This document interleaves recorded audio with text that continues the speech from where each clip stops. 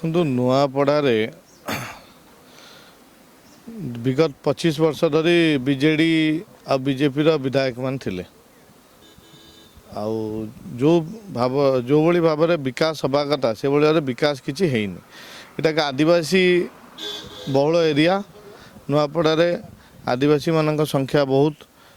ଯେଉଁ ରେଟ୍ରେ ଆଦିବାସୀମାନଙ୍କର କୌଣସି ପ୍ରକାର ବିକାଶ ହେଇନି। ଆଜି ବି ନୂଆପଡ଼ାରେ ଗାଁ ଗହଳିରେ ଲୋକଙ୍କର ଘର ନାହିଁ ରହିବାକୁ, ଭଲ ମେଡ଼ିକାଲ ଫ୍ୟାସିଲିଟି ନାହିଁ, ଗୋଟେ ଡେଭଲପମେଣ୍ଟ କିଛି ହେଇନି।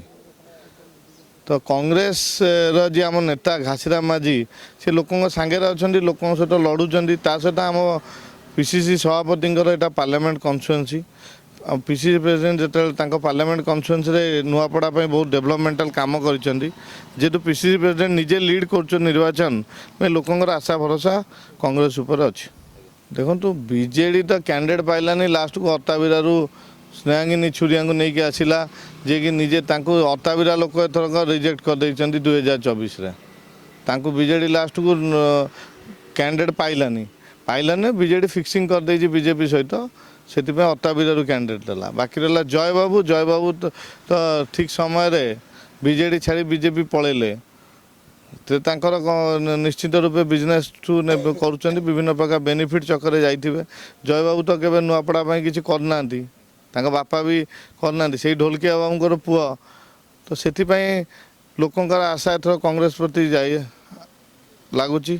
ଅନୁକମ୍ପା ଭୋଟ ଘାସିରାମଙ୍କ ସାଙ୍ଗରେ ଅଛି। 2024ରେ ଏଇ ପାଖରେ କୋମନା ବ୍ଲକକୁ ଲାଗିଛି କଣ୍ଟାବାଞ୍ଜି, ସେଠି ନବୀନ ବାବୁଙ୍କ ଲୋକପ୍ରିୟତା ପ୍ରମାଣିତ ହୋଇସାରିଛି। ଆଉ ନବୀନ ବାବୁ ଯେଉଁ ହିଞ୍ଜିଳିରେ ମଧ୍ୟ ନବୀନ ବାବୁଙ୍କ ଲୋକପ୍ରିୟତା ପ୍ରମାଣିତ ହୋଇସାରିଛି। ଆଉ 4-5ଟି ବୁଥ୍ ଯଦି କାଉଣ୍ଟିଂ ହୋଇଯାଇଥାନ୍ତା, ବୋଧେ ନବୀନ ବାବୁ ବିରୋଧୀ ଦଳ ନେତା ନଥାନ୍ତେ। ବାକି ରହିଲା ମୋହନ ମାଝୀ ଆସିଥିଲେ, ନୂଆପଡ଼ାରେ ସଭା କରିକି ଯାଇଥିଲେ, କ'ଣ ହେଇଥିଲା ଆପଣମାନେ ଦେଖିଛନ୍ତି। ତ ଲୋକପ୍ରିୟତା ଦୃଷ୍ଟିରୁ ଭକ୍ତଦାସ ସେଠି ଆଗରେ ଅଛନ୍ତି, ଡେଭଲପମେଣ୍ଟ କାମ କରିଛନ୍ତି ଭକ୍ତ। ଦେଖନ୍ତୁ, ଜୟ ଢୋଲକିଆଙ୍କୁ ବିଜେପି କି କିଏ ପଠେଇଲା? ଜୟ ଢୋଲକିଆଙ୍କୁ ବିଜେପି କି ପଠେଇବା ଲୋକ ହେଉଛନ୍ତି ବିଜେଡ଼ି।